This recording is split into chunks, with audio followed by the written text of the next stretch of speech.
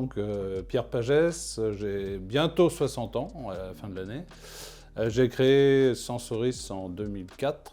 Première agence en fait qui s'est intéressée au pouvoir de l'olfactif en fait, sur la modification des comportements humains. C'est le sens qui a la plus grande capacité mémorielle, donc c'est ce qui m'intéressait.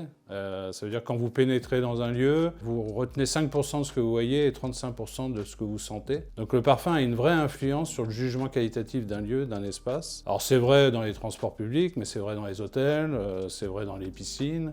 C'est vrai également quand vous arrivez chez quelqu'un.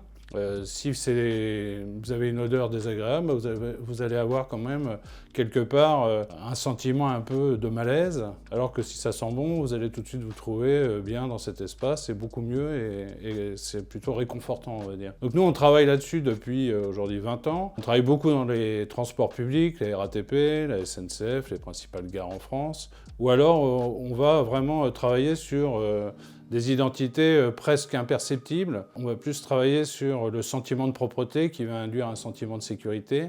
Et ça va améliorer considérablement en fait, le temps d'attente pour les usagers, leur comportement, le civisme. Il y aura beaucoup moins de dégradation. Donc ça intéresse beaucoup aujourd'hui tous les transports publics, parce qu'en fait nos politiques publiques actuelles nous incitent à aller dans les transports. Ça veut dire qu'on a aussi une obligation, les transporteurs ont une obligation d'accueillir en fait leurs usagers dans des espaces qui sont réconfortants. On est en train de travailler sur une aide directionnelle pour les malvoyants. Sur le tramway de Caen notamment, c'est une ligne, un parfum. Ce qui permettra aux gens d'identifier la ligne, qu'ils soient malvoyants, illettrés ou un étranger qui arrive.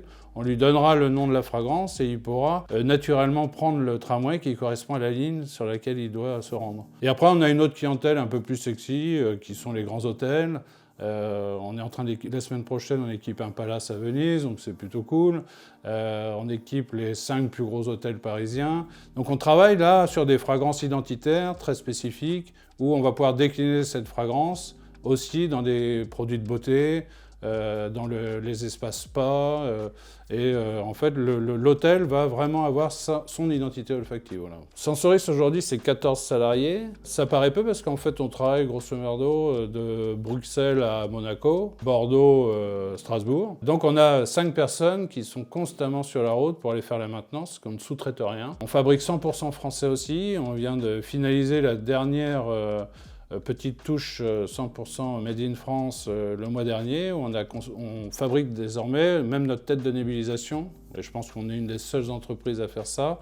Ça nous a coûté cher parce que c'est un investissement de 60 000 €. Mais ça nous permet aujourd'hui, nos diffuseurs sont 100% faits par Sensoris et en France, avec des acteurs aussi, des sous-traitants français, donc ça c'est parfait. Alors Pierre Pagès, c'est un original, paraît-il, mais pas tant que ça. Donc j'essaie de mélanger les deux, de toujours garder, je suis toujours très positif sur la vie. La vie me l'a bien rendu, donc j'ai aucune raison d'être aigri ou quoi que ce soit. J'ai eu des parents formidables, un environnement familial merveilleux, et puis plutôt de la chance dans les affaires quand même, malgré beaucoup de hauts et de bas, mais avec l'abnégation et le sourire, on arrive toujours à peu près à s'en sortir. Donc voilà, Pierre, c'est plutôt quelqu'un qui aime la vie. Alors ça dépend où je vais aller, mais en général, j'aime beaucoup la marche à pied dans les forêts. Ça permet de me ressourcer en fin de journée. Alors ça, c'est une question difficile. Alors bon, je suis né au Havre, alors donc la mer est quand même un peu imprégnée en moi. Néanmoins, j'avoue qu'à chaque fois que je vais en montagne, je prends une bouffée d'oxygène qui est assez étonnante. J'aurais tendance à dire que la montagne pourrait m'angoisser plus, parce qu'en fait, on a du mal à voir l'horizon, alors que quand on est habitué à vivre en bord de mer, on a un horizon qui est toujours dégagé, quoi. Téléphone, j'aime bien le téléphone, mais pas trop longtemps. C'est-à-dire que c'est assez bref, mais c'est plus direct. Oh, commencer tôt. Ouais, je pense qu'à un moment donné, il faut savoir s'arrêter si on n'a pas fini sa journée à 17h, 18h, c'est que vraiment, on n'avait pas été très efficace dans la journée, je pense. Plutôt en équipe, ouais. Toujours fait des sports co, donc plutôt équipe, ouais. Ah, alors là, les deux, mon capitaine. Bah, quand le vin est bon, il faut savoir le déguster, qu'il soit blanc ou rouge, aucun problème. Plutôt extraverti, ouais. Ouais. Bon joueur, oui, pas de souci là-dessus. Littérature, cinéma, souvent je m'endors, donc c'est un petit peu emmerdant. Le bouquin, bon, je m'endors, c'est vrai aussi, mais du coup, je me réveille le lendemain et je peux le reprendre. Ah, plutôt terrain, oui.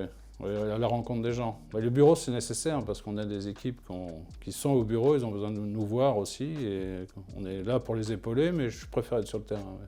Ah bah, très heureux d'avoir rejoint Enway, j'aime bien l'esprit, j'aime bien l'équipe, donc j'espère que je pourrai amener ma petite pierre à l'édifice.